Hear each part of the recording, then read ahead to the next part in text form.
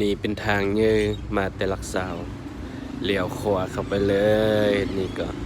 เป็นทางเข้าวัดป่าผานางหองทางดีเด้อพี่น้องไงเป็นทางคอนกรีตงามดีทางคอนกรีตแล้วก็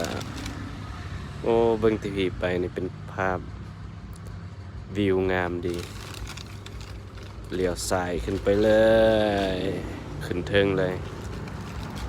ทางลมจะเป็นสถานที่จอดรถ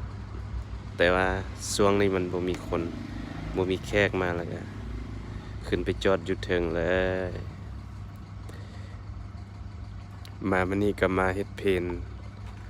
เฮ็ดอาหารเคนครูบาจัวมาเฮ็ดบุญนำกันเด้อพี่น้อง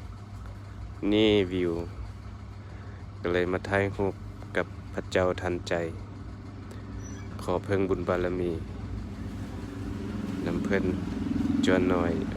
จวนหน่อยอนามัยคันใดทางขึ้นวัด